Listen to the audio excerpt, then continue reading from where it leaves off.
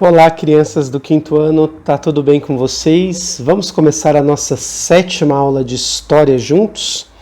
Nessa aula nós vamos falar um pouquinho sobre o primeiro reinado, que é o momento entre a independência do Brasil e a saída do Dom Pedro I. Você se lembra que Dom João VI fugiu para o Brasil porque lá em Portugal um imperador francês chamado Napoleão estava tentando invadir Portugal? Aí você se lembra que o Dom João VI, quando ele estava aqui no Brasil, ele fez muitas melhorias na cidade do Rio de Janeiro e a cidade do Rio de Janeiro ficou parecida com uma cidade da Europa? E aí você se lembra que o Dom João VI precisou voltar para Portugal porque a mãe dele, que era a rainha de Portugal, morreu e ele precisava assumir como rei de Portugal. E aí você se lembra que ele deixou o filho dele, Dom Pedro I, como príncipe do Brasil? Pois é. Aí também você se lembra da última aula que os comerciantes, os proprietários de terra, as pessoas ricas do Brasil não queriam que o Brasil fosse mais colônia de Portugal, porque estavam com medo que o Brasil parasse de aproveitar o acordo que ele tinha com outros países como a Inglaterra? Pois é, tudo isso que eu falei até agora nos faz chegar à aula de hoje. Na aula de hoje, nós vamos conhecer um pouquinho do reinado de Dom Pedro I. Vamos começar falando de Dom Pedro I em dúvida. Temos um rei em dúvida. Depois vamos falar um pouquinho do Rio de Janeiro, que era a capital do Império Brasileiro. Vamos falar da Constituição de 1824, que o Dom Pedro I aprovou. Vamos falar daquele momento onde a maioria da população não queria mais Dom Pedro I como rei. Vamos falar do período regencial, que foi o período após a saída de Dom Pedro I e durou 9 anos, onde o rei tinha 5 anos de idade. E também, para terminar, vamos falar da Leopoldina, uma mulher incrível que era esposa de Dom Pedro I. Nossa, professor, quanta coisa para a gente conversar! Vem comigo, eu tenho certeza que você vai gostar. Vamos tentar juntos. Então, nós começamos falando sobre um rei em dúvida. Por que um rei em dúvida? Porque, de fato, Dom Pedro I estava em dúvida.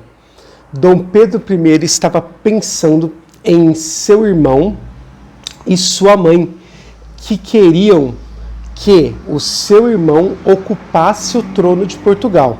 Então, Dom Pedro I estava atento, estava preocupado com essa situação. É por isso que eu disse que nós temos um rei em dúvida, porque Dom Pedro I estava observando que sua mãe e seu irmão estavam tentando fazer com que o seu irmão se tornasse rei de Portugal. Então vamos ler juntos as perguntas da chuva de ideias.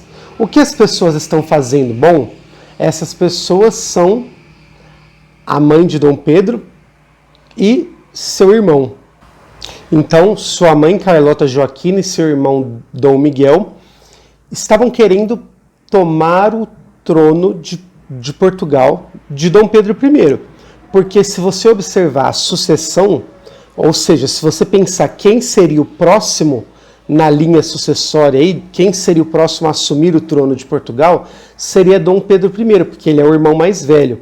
Mas Dom Miguel, sabendo que Dom Pedro I estava como rei do Brasil, pensou junto com sua mãe Carlota Joaquina, que tal se eu fosse rei de Portugal? Então, Dom Pedro I estava muito preocupado com todas essas situações.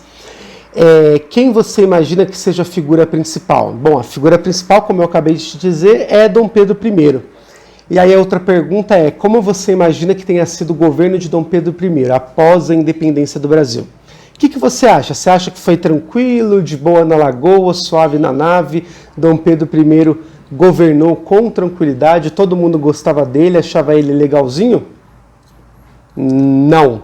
Teve muita confusão, teve muita treta, teve muito conflito e é o que nós vamos ver um pouquinho nessa aula. Então, nós continuamos, vamos falar um pouquinho do Rio de Janeiro, que era a capital do Império Brasileiro, era a capital do Reino Brasil. Uma curiosidade, o Rio de Janeiro continuou sendo a capital até a década de 50 do século passado, ou seja, até mais ou menos 70 anos atrás, o Rio de Janeiro ainda era a capital do Brasil. Tá? Então o Rio de Janeiro ficou um longo período de tempo como capital primeiro do Império e agora da República Brasileira. Bom, o Rio de Janeiro, como capital do Império, você pode imaginar, né? A capital de um país é um local muito importante. Então, como capital do Reino Brasil, o Rio de Janeiro tinha sua importância porque no Porto Carioca chegavam mercadorias que seriam enviadas para todo o país.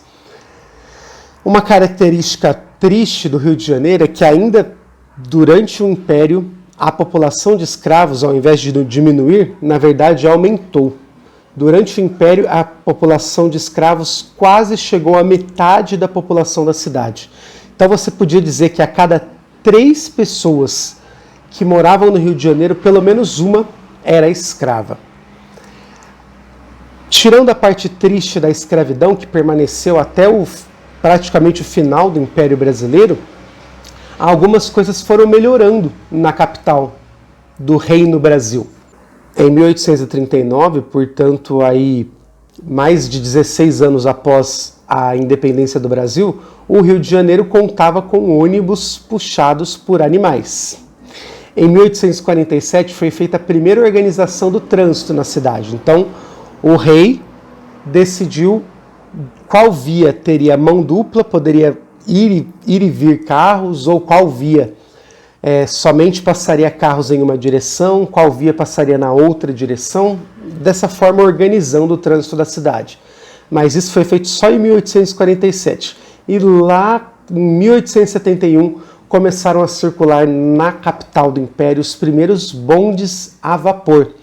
Para você ter uma ideia, nessa época também, a iluminação das ruas durante a noite eram feitas com lampiões. Então, um funcionário do rei passava no começo da noite, passava em cada rua e acendia esse lampião.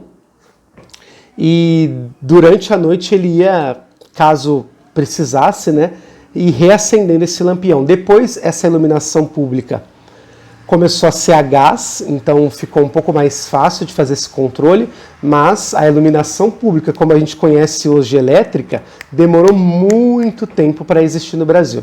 Apenas como curiosidade. Nós temos aí na tela também um quadro que está lá no seu conteúdo da apostila, é um quadro de Debré, que foi um dos pintores franceses que vieram para o Brasil naquela missão com Dom João VI, lembra que a gente já estudou isso?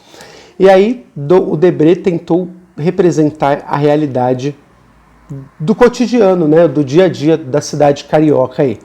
Então aí você tem algumas escravas vendendo refrescos a soldados que estão trabalhando aí para o rei, para tentar fazer com que eles se refresquem, né? Porque imagina, a temperatura na cidade do Rio de Janeiro sempre foi muito alta.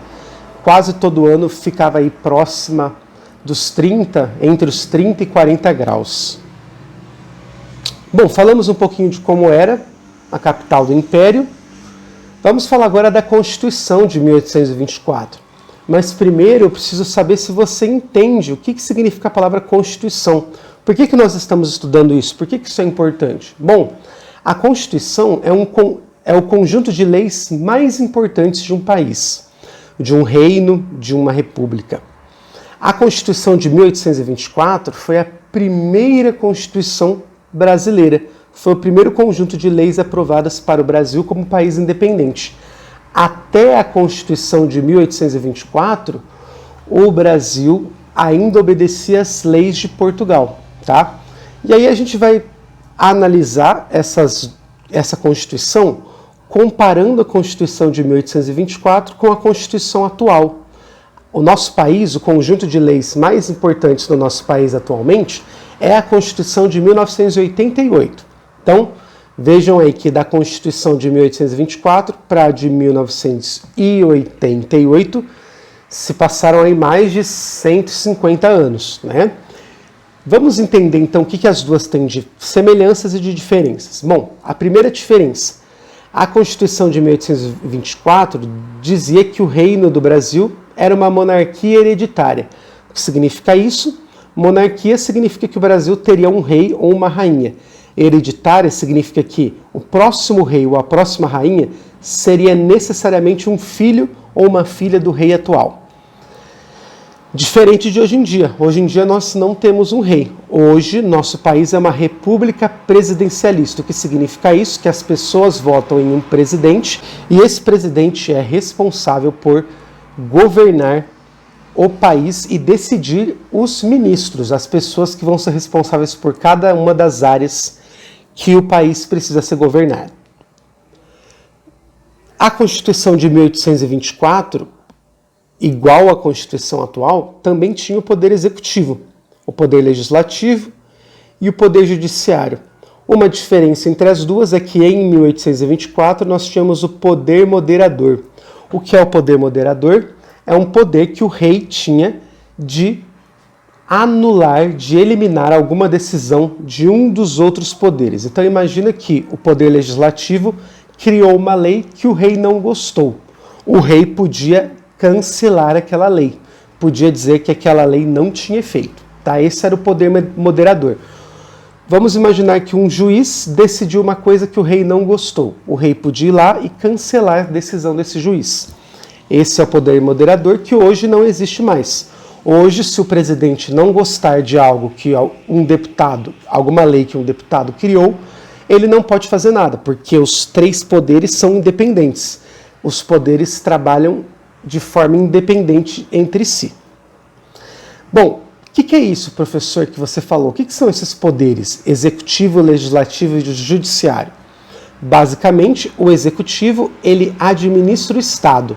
Ele executa, ele pega o dinheiro das pessoas, dos impostos, e aplica aquele dinheiro em determinadas áreas. Então é o poder executivo que decide como que o dinheiro que foi destinado à educação vai ser aplicado, como que o dinheiro que foi destinado à saúde será aplicado. Já o legislativo é um poder que elabora e propõe leis. Então, o legislativo cria leis que vão beneficiar a sociedade, que vão ajudar a sociedade a continuar avançando. E o judiciário é formado por juízes que vão julgar pessoas, empresas que cometeram crimes ou atos que não estão de acordo com as leis do país. Tudo bem?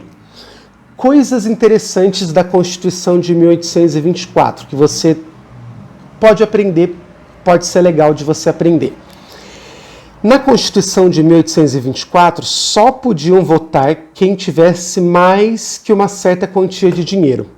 Nessa época, a quantia era 100 mil réis. Essa quantia era ganha por menos de 10% da população. Então, menos de 10% da população do Império podia votar, diferente dos dias atuais, onde o voto é universal. Todo mundo pode votar, analfabetos, mulheres e pessoas maiores de 16 anos. Na época da Constituição de 1824, a escravidão continuou autorizada. Então, ainda era possível, na Constituição de 1824, alguém possuir escravos. Uma coisa interessante que Dom Pedro criou foi uma lei que dizia que a educação primária seria garantida e gratuita a todos os cidadãos.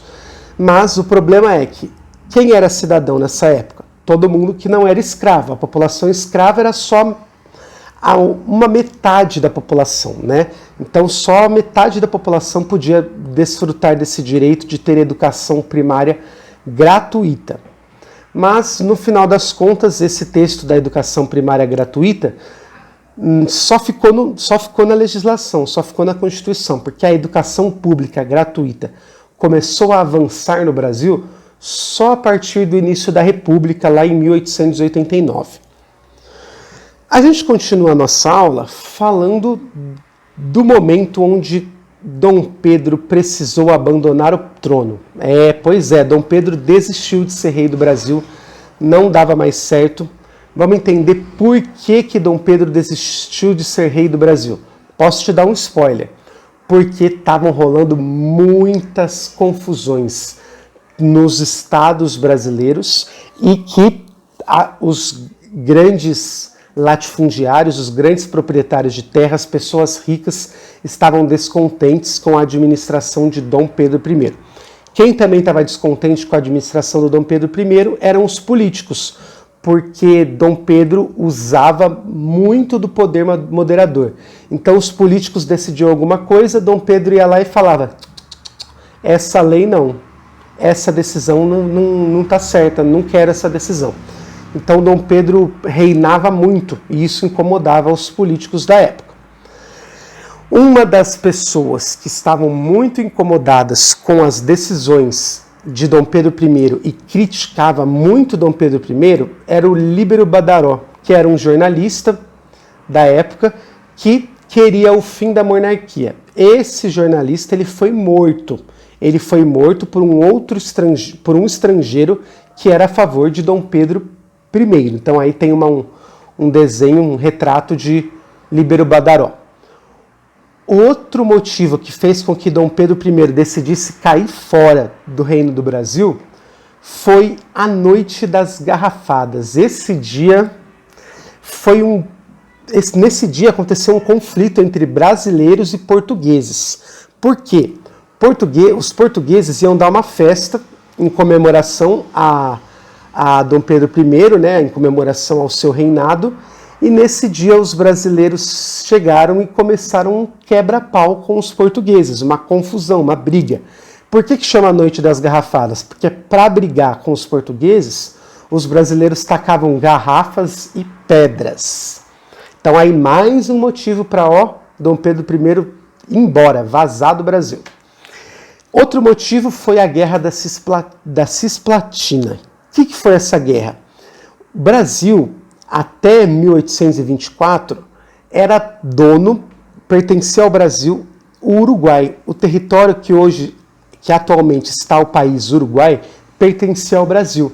Mas um grupo de espanhóis que lutavam a favor do território que é a atual Argentina, brigou com o Brasil e ganhou. Então, este território que você está vendo aí em laranja, que pertencia ao Brasil, não pertenceu mais, o Brasil perdeu esse território e com isso também mais de 12 mil soldados brasileiros morreram nessa guerra.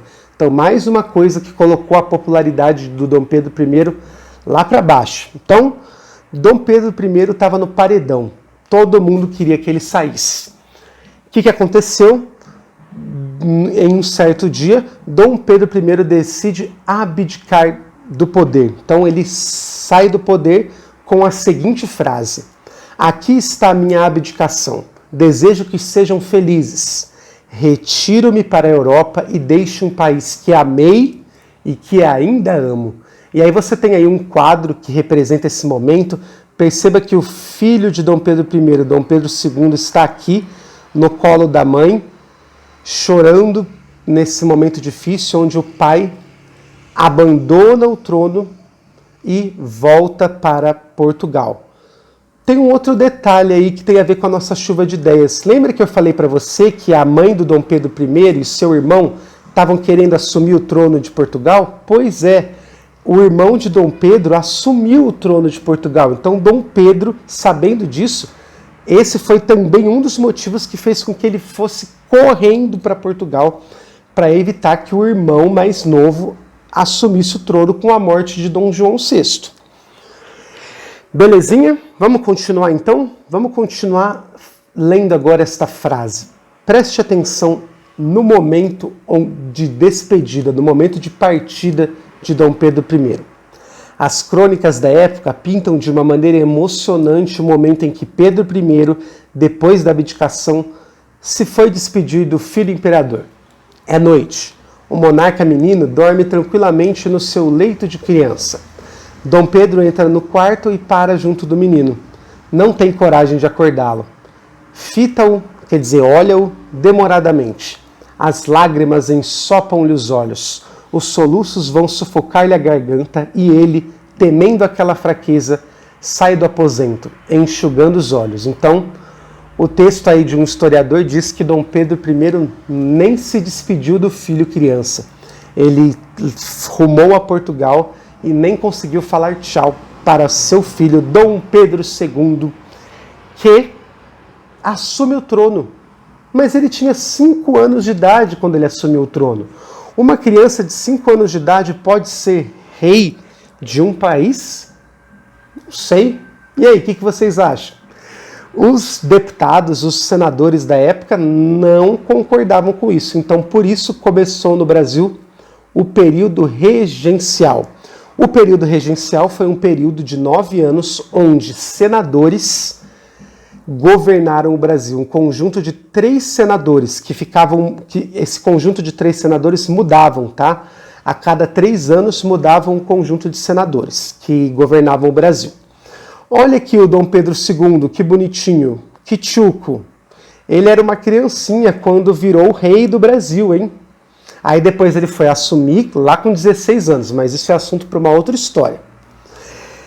E aí o que aconteceu? Durante o período regencial, os senadores que governavam o Brasil enfraqueceram o poder do rei. Lembra qual era o poder do rei? Era o poder moderador. Então eles diminuíram o poder moderador e também criaram a Guarda Nacional. A Guarda Nacional foi criada para eliminar os conflitos, porque ainda no período regencial existiam conflitos entre portugueses que queriam que Dom Pedro I voltasse para o Brasil para reassumir o trono e brasileiros que queriam que o Brasil finalmente se tornasse um país independente, largasse de ter rei e virasse uma república onde os políticos eleitos pelas pessoas seriam votados e assumiriam o poder. Tudo certo? Bom, vamos terminar a aula falando da Leopoldina, que foi uma grande mulher. Maria Leopoldina, esposa de Dom Pedro I, ajudou na independência do Brasil, como a gente viu na última aula. O que eu acho que talvez você não sabia desta linda mulher, que era Maria Leopoldina, é que ela realizou pesquisas sobre animais, plantas e minerais brasileiros. Então ela ajudou a contribuir para o avanço do conhecimento das plantas, dos animais e dos minerais brasileiros. Então, além de uma linda mulher, inteligente, que cuidou muito bem dos seus filhos, ajudou na independência do Brasil, ela também era estudiosa, gostava de estudar e de pesquisar sobre animais, plantas e minérios, pedras. Tudo bem? Gostou dessa aula? Eu achei super importante colocar a figura da Maria Leopoldina aqui, porque normalmente na história a gente estuda muito heróis, homens que mudaram a história do país. Não, muitas mulheres também mudaram a história dos países. Nós precisamos estudar mais essas mulheres na história, na escola, e é por isso que nós estamos estudando hoje também a Maria Leopoldina, tá bom? Então, meninas, quem sabe no futuro vocês também não serão presidentes do Brasil e vão poder mudar a história do nosso país? Que tal? A gente se vê de novo na aula de história da próxima semana. Não esqueça que nós estamos juntos nessa. Qualquer dúvida que vocês tiverem, pergunte para a sua professora, pergunte para o seu professor. Até a próxima aula.